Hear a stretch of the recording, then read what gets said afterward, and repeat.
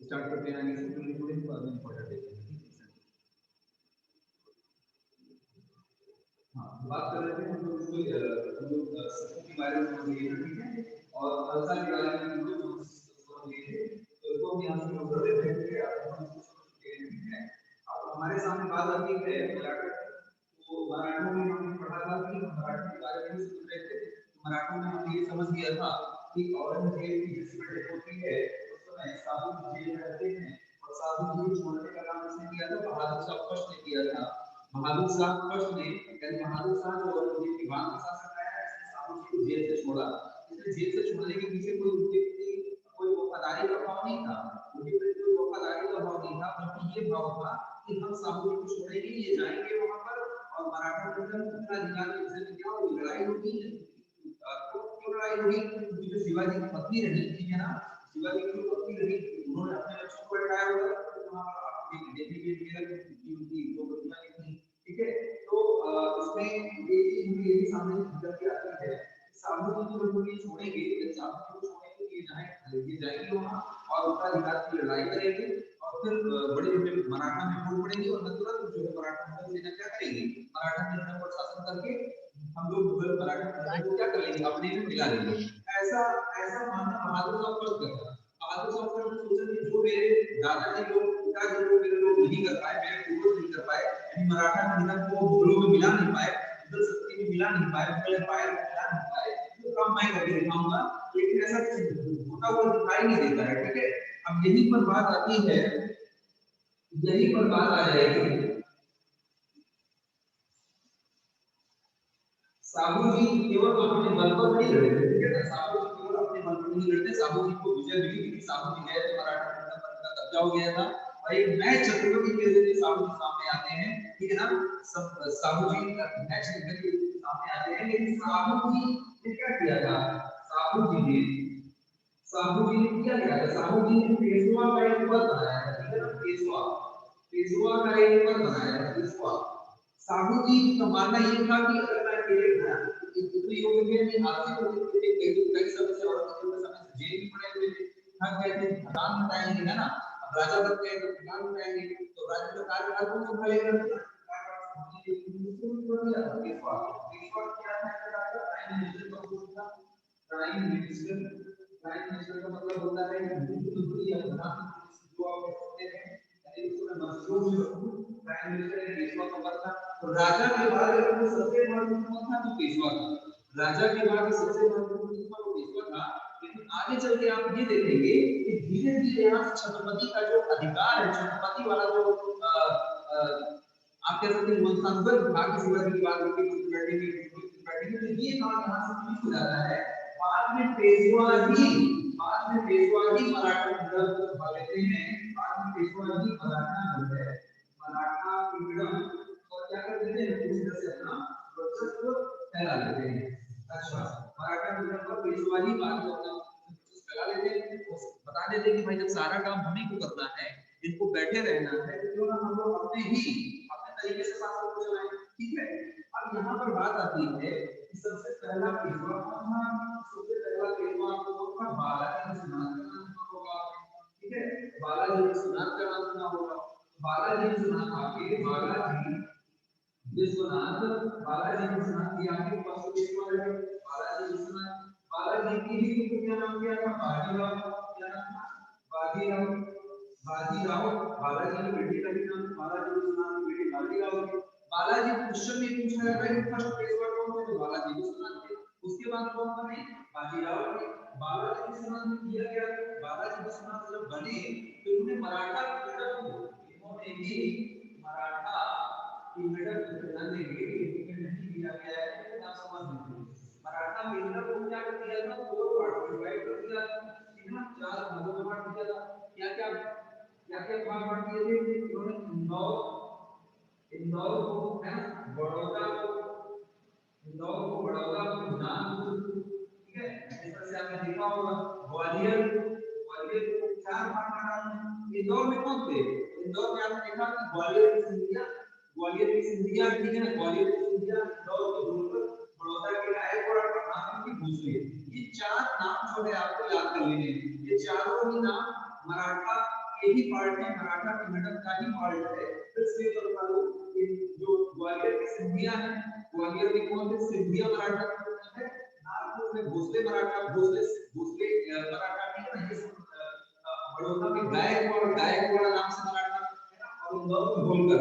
इस तरह से आपको चारों नाम याद करना पड़ेगा और इसका डिवीजन करने वाले बालाजी समाधि, ठीक है।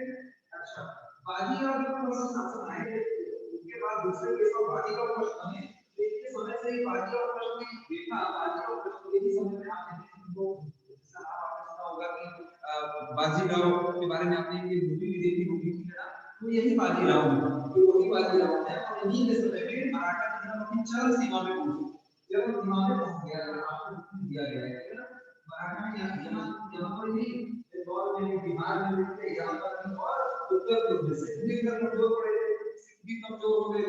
इस तरह से मराठा भारत का साम्राज्य लगभग यहाँ आप देख रहे हैं, जो आपको दिया है, आप देख लेंगे कि पूरा परचम लहरा गया, ठीक है। इस तरह से आपको मराठा किंगडम समझ आ गया होगा कि पेशवा क्या है और पेशवा का रोल कुछ, पेशवा का रोल पहले क्या था, पेशवा का रोल पहले राजा को सपोर्ट करना था।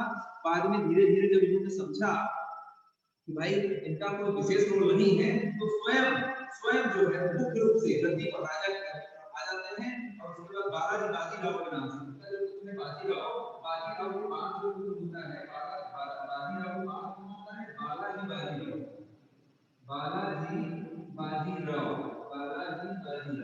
यानी बालाजी विश्वनाथ फर्स्ट, प्रथम पेशवा, सेकंड में बाजीराव है ना, बाजीराव फर्स्ट, उसके बाद फिर बालाजी बाजीराव नाम से, और यही आखिर में प्रथम पेशवा उसमें बन जाते हैं। जिस समय ये क्वेश्चन से पूछा गया था, अभी भविष्य ने पूछा था कि जिस समय पानीपत का थर्ड बैटल हुआ था, पानीपत के थर्ड बैटल में पेशवा कौन था उस समय, तो पेशवा के रूप में बालाजी बाजीराव ही थे, ठीक है ना, बालाजी बाजीराव थे। लेकिन युद्ध करने के लिए कौन गया था, सदाशिवराव भाऊ, जो मैंने नहीं बता दिया, युद्ध करने के लिए सदाशिवराव भाऊ गए थे, बेटे ही गए थे, सदाशिवराव भाऊ गए थे, ठीक है, जिनकी हत्या हो जाती है, जो युद्ध में मारे जाते हैं, ठीक है। तो इस तरह से 1761 में पानीपत का थर्ड वार होता है, तो वहीं से मराठा का पतन शुरू हो जाता है। ये मराठा का जो अपना परचम लहरा रहा था 18वीं सेंचुरी में जो मराठा किंगडम औरंगजेब के मरने के बाद तेजी से फैल गया था, ठीक है, बाजीराव के समय पे, उसको धीरे धीरे 1761 के आसपास का होता है, अहमद शाह अब्दाली ने पूरी तरह से उसको पराजित किया था, और उसी वजह से फिर वो बाद में कभी मराठा किंगडम था तेजी से उभर नहीं पाया, ठीक है। जो आपका अगला क्वेश्चन रहा, मैं उसको क्वेश्चन ले लेता हूं। अगला क्वेश्चन रहा आपका जाटों से संबंधित, तो जाटों के बारे में भी आपको बता देता हूं, ठीक है। उसके बाद वर्णा सिस्टम बता देता हूं, ठीक है। उसके बाद जाट, देखिए जाटों में सबसे पहले नाम अगर आ जाए, जाटों में सबसे पहले अगर नाम आ जाए, जाटों में अगर सबसे पहले नाम आ जाए, तो जाटों में सबसे पहले चूड़ामन, क्या नाम था, चूड़ामन, ठीक है। चूड़ामन कहते हैं, चूड़ामन जाटों के पहले लीडर थे। लेकिन जाट क्या है, जाट एक संप्रदाय है, जाट लोग है, ठीक है ना। जाट क्या है, जाट एक संप्रदाय का नाम है। जैसे हिंदू धर्म होता है और हिंदू धर्म में भी कई सारे पार्ट हो जाते हैं, वैसे ही जाट भी है, धर्म वही है, इनका धर्म वही है, हिंदू धर्म ही है, धर्म वही है। जाट सबसे पहले जाटों के रूप में क्या है, चूड़ामन आए लीडर, पहले लीडर के कुछ किया जाता है, जो जाटों की नींव किसने रखी थी, चूड़ामन ने रखी थी, ठीक है। जाटों के बाद, चूड़ामन के बाद बदल सिंह का नाम सुना होगा आपने, बदल सिंह रिश्ता है, बदल सिंह आते हैं, और बदल सिंह की ही बेटी का नाम क्या था, सूरजमल नाम, क्या नाम था, सूरजमल, ठीक है। बदल सिंह के बाद आया है सूरजमल, और सूरजमल के ही समय पे हिस्ट्री में हम लोगों को नाम वो याद रखना चाहिए जो सबसे ज्यादा महत्वपूर्ण है, जिसका हिस्ट्री के बिना आप समझेंगे अगर वो नाम हिस्ट्री में ना हो, मतलब उस हिस्ट्री का कोई महत्व ही नहीं है। ऐसे में जाटों में चूड़ामन का नाम आता है और सूरजमल का नाम आता है। सूरजमल वही है जिन्होंने पूरे भारतपुर का मेन कोड का एक भरतपुर वहां पे है, मैंने आपको मैप में बताया था कि भरतपुर आपका कहां पे है, भरतपुर आप ऐसे प्लेस में है, इसके ऊपर जो है हरियाणा है, इसके ऊपर क्या है, हरियाणा है, हरियाणा के साउथ में है, दिल्ली के भी साउथ में है, और वेस्ट में पड़ता है, यूपी के वेस्ट में पड़ेगा, ठीक है, यूपी के वेस्ट में पड़ेगा, राजस्थान में कहां पड़ता है, राजस्थान के ईस्ट में पड़ रहा है, राजस्थान की इस तरह से भरतपुर का लोकेशन है, भरतपुर ये भरतपुर आप याद, ठीक है, भरतपुर ही जाटों का केंद्र है। अगर की जाटों का केंद्र क्या रहा, सेंटर, यानी एक तरह से कहा जाए उनका किला सबसे मजबूत कहाँ रहा, भरतपुर रहा। भरतपुर वही रहे और भरतपुर से फिर उन्होंने आसपास के सभी क्षेत्रों पर थोड़ा थोड़ा कब्जा भी किया, हरियाणा में भी कब्जा किया, दिल्ली में भी थोड़ा कब्जा किया।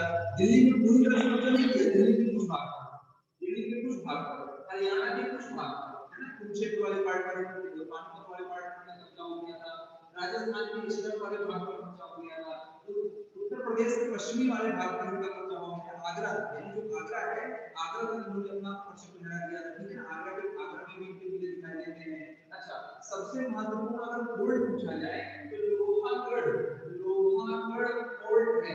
लोहागढ़ फोर्ट जो है वो सबसे इम्पोर्टेंट फोर्ट के रूप में जाना जाता है, जो क्या है, भरतपुर में बना हुआ है। कहां पर बना हुआ, भरतपुर में। ऐसा माना जाता है कि इस किले को आज तक कोई जीत नहीं पाया, इस किले को आज तक कोई जीत नहीं पाया, ठीक है ना, ऐसा माना जाता है। इसीलिए इसको लोहागढ़ सबसे मजबूत किला कहा जाता है, ठीक है। कई राजा आए लेकिन इसको जीत नहीं पाए, ठीक है। इस वजह से जाटों का इतना प्रचलन है। और बताइए जाटों की समिति को जैसे आपको पढ़नी है, अच्छा ठीक है। वर्णा बेस सिस्टम वर्णा बेस सिस्टम क्या है, देखिए वर्णा बेस सिस्टम क्या है, वर्णा के बारे में आप समझ लीजिए कि वर्णा बेस सिस्टम क्या है, इसके बारे में आप समझ लीजिए कि ये वर्ड, जो वर्ड है, ये वर्ड, तो ये अगर हम सबसे पहली बात करें स्टार्टिंग से वेदों की बात करें, अगर हम वेदांत की बात करें, वेदों की बात करें, तो वेदों में हमारे टू पार्टीशन हो जाते हैं। पहला तो हमारा एक हो जाता है ऋग्वेद वाला पार्ट, पहला पार्ट हो जाता है एक ऋग्वेद वाला पार्ट, सबसे लंबा समय इसी में लिया है ना। इसके बाद में हमारा उत्तरवेद का है, ऋग्वेद का समय कितना था, 1500 से लेकर कितना 1000, 1500 से 1000 बीसी, 1500 से 1000 बीसी। इसके बाद अगर हम लेटर ऋग्वेद बोले, लेटर ऋग्वेद, लेटर ऋग्वेद, इसी को हम लोग बोलते हैं उत्तरवेद। उत्तरवेद का मतलब क्या बोलते हैं हम लोग, लेटर, लेटर वैदिक, लेटर वैदिक, लेटर वैदिक बोलते हैं, लेटर वैदिक बोलते हैं। उत्तर ये ऋग्वेद का है, ये उत्तर वैदिक काल है। तो ऋग्वेदिक काल का टाइम पीरियड क्या है, 1500 से 1500 से लेकर 1000 बीसी, और इसका टाइम पीरियड क्या है, इसका time period 1000 BC to 500 BC, 500 BC का टाइम पीरियड, ठीक है। आप ये समझ लीजिए। तो जो ये वर्ण सिस्टम था, ये वर्ण जब ऋग्वेद का समय था, जब ऋग्वेद की रचना हुई है ना, ऋग्वेद की रचना कहाँ हुई थी, सप्त संध्या क्षेत्र में। कहाँ हुई ऋग्वेद की रचना, सप्त संध्या क्षेत्र में, 7 नदियां, ठीक है। 7 नदियां कौन सी है, सिंधु है, ठीक है। सिंधु के बाद आपकी सरस्वती नदी है, सिंधु है, सरस्वती नदी है, इसके बाद झेलम, चिनाब, है ना, रावी, सतलज, व्यास, इस तरह से 7 नदियों का क्षेत्र था सप्त संध्या क्षेत्र। वहीं पर सरस्वती नदी के तट पर, सरस्वती नदी के तट पर वेदों की रचना मानी जाती है, वेदों की रचना मानी जाती है। और वहीं पर सबसे पहला जो ऋग्वेद आया वो ऋग्वेद है। ऋग्वेद की रचना हुई और उसके बाद फिर ऋग्वेद के बाद जो रचना हुई उसको उत्तरवेद कहा गया। ऋग्वेद के बाद जो रचना हुई उसको उत्तरवेद कहा गया, लेटर ऋग्वेद कहा गया। इसका टाइम पीरियड क्या है, 500 बीसी। तो जो वर्ण की बात है, इस समय वर्ण, अगर हम बात करें वर्ण का अर्थ क्या था, तो इस समय वर्ण का मतलब केवल कलर था, रंग था। इसमें मतलब क्या था, कलर, रंग, ठीक है ना। ऋग्वेद का मतलब क्या था, कलर था, रंग था। लेकिन यहाँ पर जब उत्तरवैदिक काल में आ गए, यानी जब ऋग्वैदिक आर्यों का समय इधर से फिनिश हो जाता है, उत्तरवैदिक आर्यों की बात करते हैं। जब उत्तरवैदिक काल आया तो उत्तरवैदिक काल में जो वर्ण था, इस वर्ण के मतलब कई सारे मतलब निकलने लगे। इस वर्ण के क्या मतलब निकले, इस वर्ण का मतलब निकला वर्ण, इस वर्ण का मतलब निकला वर्ण बेस्ड सिस्टम से। वर्ण बेस्ड सिस्टम कौन सा था, ब्राह्मण, क्षत्रिय, वैश्य और शूद्र, ये चारों निकलकर यहाँ पर सामने आते हैं, ठीक है ना।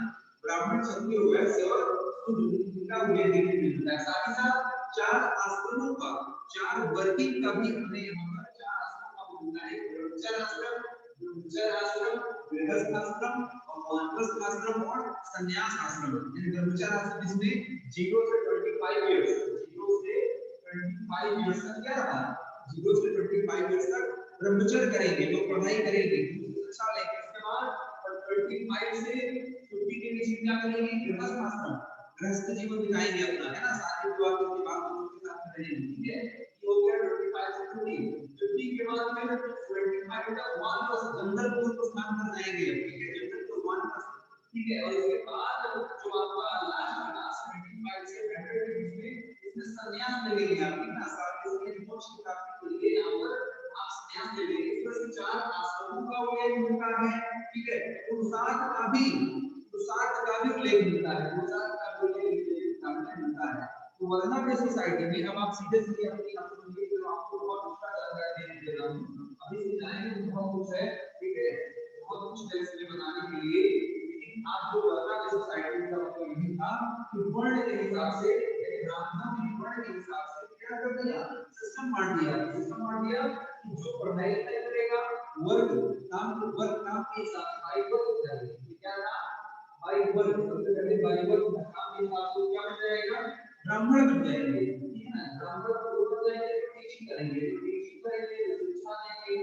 शिक्षा लेंगे, बेकिंग का काम करेंगे, बेकिंग का काम करके शिक्षा लेने का काम, और शिक्षा लेने का काम ब्राह्मण का हो जाएगा। तो क्षत्रिय के लिए का काम सिक्योरिटी देने का, सिक्योरिटी सुरक्षा देने का काम वो यानी राजा कहे जाते हैं, ठीक है ना, राजा कहे हैं।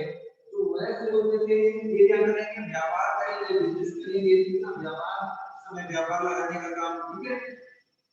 और शूद्र का काम क्या होगा, सभी की सेवा करना है, ब्राह्मण की सेवा करना है, क्षत्रिय की होगा, इस प्रकार की सेवा। शूद्रों की स्थिति यहाँ पर अच्छी थी, खराब नहीं थी शूद्रों की स्थिति, सेवा करने का काम है भाई। शूद्रों को कहा जाता है जिससे कुछ नहीं करता है, जिससे कोई काम नहीं बन रहा है, वो जो जिनसे काम बन रहे हैं उनकी हेल्प कर रहे हैं, इसी को शूद्र कहा गया, ठीक है।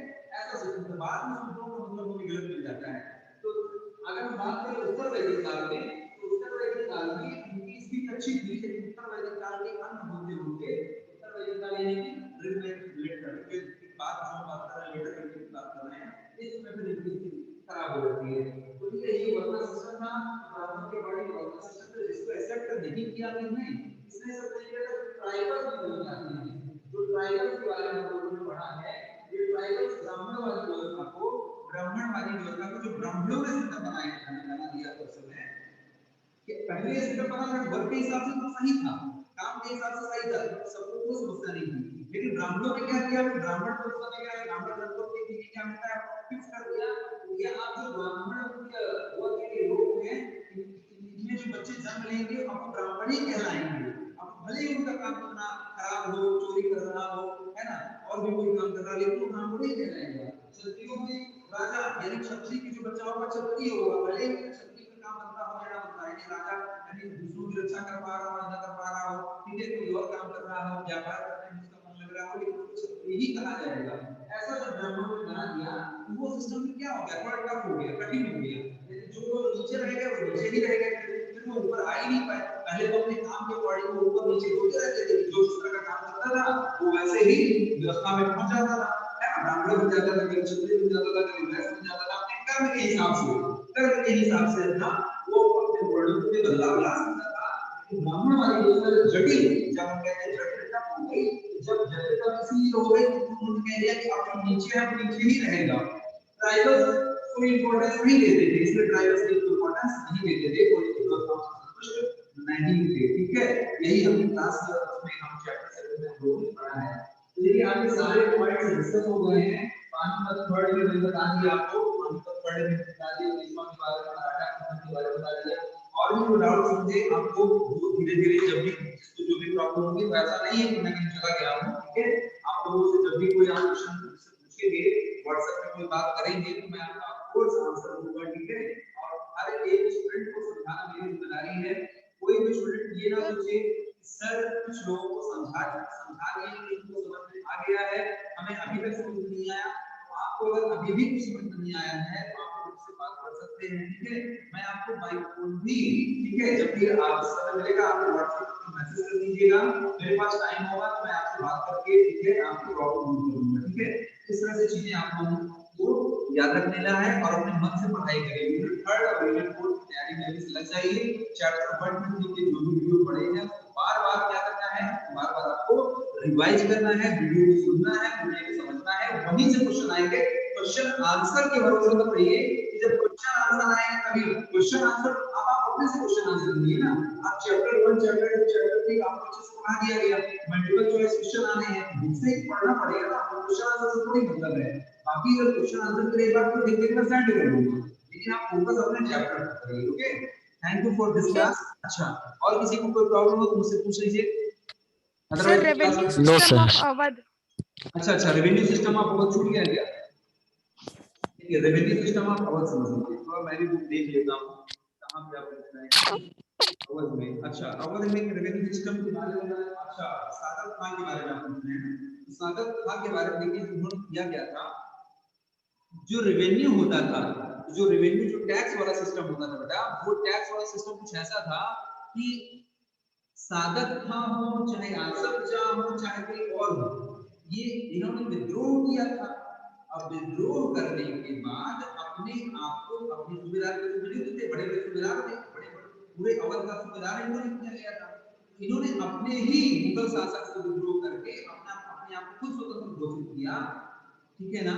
तो ये चाहते थे कि जो पुराना सिस्टम है वो सिस्टम हट जाए, यानी जो मुगल औरंगजेब के समय से सिस्टम चला आ रहा है वो फिनिश हो जाए, हम लोग अपना कुछ नया सिस्टम बनाए, तभी तो लोग हमारी इज्जत करेंगे, रिस्पेक्ट करेंगे कि हाँ भाई हमारे क्षेत्र में नया राजा आ गया है। जैसे कोई नया आप देखे होंगे, जैसे कोई मंत्री बनता है, विधायक बनता है, तो और ये प्रधानमंत्री बनता है, आते ही सबसे पहले कुछ नई व्यवस्थाओं को तुरंत फटाफट सही करता है, यहाँ के गवर्नर को वहां भेजता है, वहां के गवर्नर को यहाँ भेजता है, नया रेवेन्यू सिस्टम लाता है, नए तरीके लाता है, तभी तो देश को पता चलता है ना कि हाँ कुछ नया काम हो रहा है। अब ये लोग क्या थे, ये लोग एक प्रकार से डरे हुए थे, सोच रहे थे पुराना सिस्टम है रेवेन्यू का वो तो मुगलों के खजाने में जा रहा है, तो अब हम हमारा जो क्षेत्र है अवध, उसको हम अपने हिसाब से हैंडल करें, उसको हम अपने हिसाब से हैंडल करें। इसका मतलब ये जो रेवेन्यू सिस्टम है वो हमारे पास आए, यानी हम जहाँ के राजा हैं हमारे पास आए। इन्होंने किया क्या, इन्होंने कंबाइन कर दिया था, मुझे याद आ गया, इन्होंने क्या किया था, कंबाइन कर दिया था। इन्होंने दीवानी, दीवानी का मतलब क्या है, टैक्स वाला, फाइनेंशियल प्रॉब्लम है, फाइनेंशियल प्रॉब्लम जो भी होगा, मैंने 50 पैसा रुपया टैक्स किस एरिया में कितना टैक्स लगाना है, किस गांव में कितना टैक्स लगाना है, वहां से कितना पैसा आएगा, ये दीवानी फौजदारी वाला मामला, फौजदारी वाला मामला देता था, फौजदारी को ये अधिकारी दिन करा और लड़ाई झगड़े के मामले को, तो इन सब मामलों को उन्होंने क्या किया, इसमें देखिए सूबेदारी हो, दीवानी हो और फौजदारी को क्या कर दिया इन्होंने, कंबाइन कर दिया। क्या कर दिया था, कंबाइन कर दिया था, बोला कि तीनों का मालिक एक ही है, हम तो मेन हो गए। इसके बाद एक सूबेदार बैठा रहे हैं, वही सूबेदारी भी संभालेगा, वही फौजदारी भी संभालेगा, और वही तीन अलग अलग व्यक्तियों को नहीं रखेंगे, तीन अलग अलग व्यक्तियों को रख लें, करके देखेंगे आपस में तीनों लोग मिलकर मेरे ही खिलाफ खड़े हो जाएं। इसलिए अपने कंट्रोल में रखने के लिए, अपने नियंत्रण में रखने के लिए इन्होंने इस तीनों ऑफिसेस को, तीनों कार्यालय को क्या कर दिया, एक में कर दिया था। ठीक है, बात समझ में आ गई होगी आप लोगों को। और कोई दिक्कत? इजरादार किसे कहा गया था, इजरादार रेवेन्यू फार्मर्स को कहा जाता था, यानी फार्मर से सीधे टैक्स लिया जा रहा था। फार्मर के एक, जैसे पहले फार्मर किसी और को टैक्स देता था, जमींदार को पर जमींदार देता था, सूबेदार को पर सूबेदार देता था, राजा को, तो ये सिस्टम फिनिश कर दिया गया। रेवेन्यू सिस्टम में कहा गया है कि जो टैक्स लेगा वो जो किसान होगा वही हमारा क्या है, रेवेन्यू फार्मर है, सीधे उसकी बात करके सीधे टैक्स राजकोष में जमा होना, इसे इजरादारी कहा गया। और कोई समस्या? अदरवाइज क्लास में करते हैं। No sir. प्रॉब्लम्स भविष्य बेटा और कोई बताओ? No sir. ठीक है, स्वर्णिमा, स्वाति, प्रशंसा, सती। No sir. छत्रपति मतलब राजा ही होता था। हाँ, छत्रपति, ये छत्रपति वहाँ का टाइटल है, छत्रपति मराठी में टाइटल है। जैसे अलग अलग टाइटल होता है ना, जैसे समुद्र में महाराजा धीराज का टाइटल लिया हुआ था, क्लास में आपने पढ़ा था, महाराजा धीराज का टाइटल लिया हुआ था, वैसे ही वहाँ के राजा को, मराठा के राजा को, राजा को क्या कहा गया, छत्रपति कहा गया। ठीक है, और कोई दिक्कत? Yes sir. और कोई समस्या है आप लोगों को? No sir. अब आप पढ़ाई करेंगे, सभी लोग पढ़ाई करेंगे ना, मन लगा कर? No sir. Yes sir. पढ़ाई नो सर कह रहे हैं? यस सर करेंगे। अच्छा, हाँ ठीक है भाई, हमारा काम जो रहा हमने अपना काम कर दिया, अब आप लोग अपना काम अच्छे से करिए। ओके, चलिए, थैंक यू। Yes sir. और मुझे पता Thank था you, कितने बच्चे पढ़ते हैं, मुझे ये भी पता था, उतने ही बच्चे आज आए थे, 3 स्टूडेंट, बाकी स्टूडेंट तो सब टाइम पास कर रहे हैं। इस कोरोना टाइम पर और भी ज्यादा पढ़ने की जरूरत है, मेहनत करने की जरूरत है, क्योंकि आपका जो एज है, जो आप टाइम पीरियड है, वो तो निकल ही रहा है ना। आप क्लास 6 से 7th में या 7th से 8th में जा रहे हैं धीरे धीरे, तो आपको जो चैप्टर में दिया गया वो तो मालूम होना चाहिए ना। आपको अपने आप को अपडेट करना है। जैसे मोबाइल होता है, मोबाइल को हम लोग खरीद लेते हैं तो क्या बस वही रहता है कि हर महीने उसमें अपडेशन आता है कि नहीं आता है, अपडेट करना पड़ता यस सर। है ना। इसी तरह से हमें भी अपने नॉलेज को बूस्ट करके जो पहले हमने पढ़ा है उसको भी साथ में लेना है, जो आगे पढ़ रहे हैं वो भी साथ में लेना है, और दोनों को समझते हुए अपने नॉलेज को बूस्ट करके हमें आगे चलना है बेटा। तभी आप अपडेट कर पाएंगे, तभी इतनी बड़ी भीड़ में आप सबसे अलग हो पाएंगे। ये तो किसी भीड़ का हिस्सा मत बनिए, भीड़ का हिस्सा मत बनिए, क्योंकि भारत देश में बहुत बड़ी भीड़ है। इस भीड़ से हटने के लिए घर में दिन रात पढ़ाई करिए, और अपने जो दोस्त हैं, मित्र हैं, उनको भी पढ़ने के लिए संदेश दीजिए, ठीक है ना, कि आप भी पढ़िए। क्यों? क्योंकि वो नहीं पढ़ेंगे तो आपका पैर खींचने की कोशिश करेंगे, वो सोचेंगे अरे नहीं ऐसा नहीं, बाद में ऐसा हो जाएगा। मिसगाइड बहुत सारे करने वाले लोग हैं, लेकिन सही दिशा निर्देश केवल आपके टीचर और पेरेंट्स के द्वारा ही आपको मिलती है, उसको आप लोग फॉलो करिए, ठीक है। तो मैं आप लोगों की हमेशा अवेलेबल हूँ। हिस्ट्री कंप्लीट जरूर हो गई है, लेकिन आपका जब भी कोई प्रॉब्लम आएगा तो हम लोग उसको जरूर सॉल्व करेंगे। और मैं जल्द ही क्लास सिविक्स की या ज्योग्राफी की कुछ क्लास वहां से भी 2-3 चैप्टर मैं आपका कवर कराऊंगा, ठीक है। जो इंपॉर्टेंट चैप्टर होगा उन्हीं के बारे में पढ़ेंगे, जिससे आपके लिए ज्यादा लोड ना हो फाइनल एग्जाम में, ठीक है। Thank you for this class. Okay, and करते हैं, ठीक है। Yes, sir. Yes, sir. Yes